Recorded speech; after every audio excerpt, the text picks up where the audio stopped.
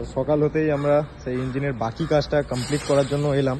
তো দাদা এখন এখানে যত আমাদের ডিজেল লাইনে যত পাইপ থাকে সব এগুলো লাগাচ্ছে, আর এরপর কম্প্রেসারটাও আমরা লাগাবো। তো এটা অনেকটাই ক্রিটিক্যাল কাজ, তো প্রত্যেকটা পাইপের পজিশন আলাদা আলাদা থাকে। এটাকে মোবিল ফিল্টার হাউজিং বলে। তো আমি মোবিল ফিল্টার হাউজিংটাকে এখন নিট অ্যান্ড ক্লিনভাবে পরিষ্কার পরিচ্ছন্ন করে রেখেছি। তো এটাকে এখন লাগানো হবে। এদিকে দেখো দীপক দাও আছে এখানে। আর আজকে অলমোস্ট যতটা হয় ততটা করব। কালকে আমরা ভেবেছিলাম যে কম্প্রেসার আসে লাগিয়ে দেবো, কিন্তু অতটা রাত হয়ে গেছিলো আর সম্ভব হয়ে ওঠেনি। আজকে আমরা বাকি যতটা কাজ আছে করব, করে আমরা এর উপরে পিস্টনের উপরে হেডও বসিয়ে দেবো।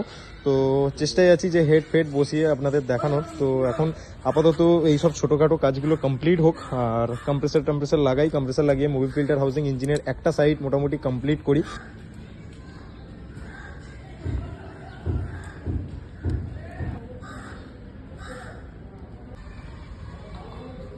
অ্যানাবনটা জরুরি যাতে লিকেজ না হয়ে যায়।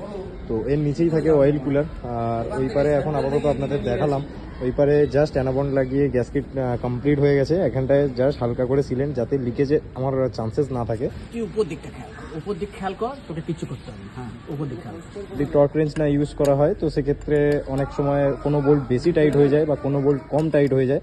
তার জন্য ডিসম্যান্টল বা ডিসব্যালেন্স টাইপের কিছু একটা হয়ে যেতে পারে বা লিকেজের চান্স থাকতে পারে। তো সেই ক্ষেত্রে টর্ক রেঞ্জটা ইউজ করা অনেকটাই জরুরি। এর যে পেনিয়ান থাকে কম্প্রেসারের পেনিয়ান, তো এটা গিয়ে মেশে আমার ক্যাম শ্যাফটের সাথে। তো ক্যাম শ্যাফটটি যখন ঘোরে তখন কম্প্রেসারটাকে ঘোরায়। এটা যেরকম পিস্টন থাকে কম্প্রেসারেরও ভিতরে এরকম সেম পিস্টন থাকে। এই পিস্টনটা আপ ডাউন করে ফায়ারিং করে হাওয়াটা ক্রিয়েট করে। তো তার ক্ষেত্রেও মানে এরও এক পিস্টন থাকে, এরও পিস্টন থাকে, সবই সেম। এ পিস্টনটাকে ফায়ারিং করে পাওয়ার প্রডিউস করে, আর এ পিস্টনটাকে ফায়ারিং করে আমার এয়ার তৈরি করে। তো কাজ একই, বাট ডিফারেন্সটা শুধু আলাদা।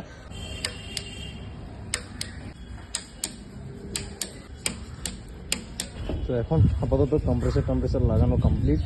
তো এর উপরে আমরা হেডের যে পোর্শনটা থাকে ইঞ্জিন হেড, তো সেইটারই এখন কাজ করব। আমরা যে ইঞ্জিনটা কমপ্লিট করছিলাম সেটা বেসিক্যালি এই গাড়ির। আর এটা দেখতে পাচ্ছ আমরা আজকে ভেবেছিলাম যে হেডটা অলমোস্ট লাগানো হয়ে যাবে। গ্রাইন্ডিং কিছু পিস্টনের ভালভের বাকি ছিল, তো তার জন্য এখন দেখো এটার জন্যই সময়টা বেশি লেগে যাচ্ছে। অলমোস্ট আজকে ভালভ গ্রাইন্ডিং করতে গিয়ে আমাদের অনেকটা সময় লেগে যাবে, কারণ দেখলাম যে ভালভটা গ্রাইন্ডিং ঠিকঠাক হয়নি। তো তার জন্য আরো বেশি সময় লেগে গেল, আর যার জন্যই আজকে আমরা হেডটা বসাতে পারলাম না। দেখা যাক কতটা কি হয়। যতটা পারবো আমরা আজকে গ্রাইন্ডিংটা কমপ্লিট করে হেডটাকে একদম পারফেক্টলি ভাবে তার পজিশনে এনে আমরা রেখে দেবো। কালকে জাস্ট ব্লকের উপরে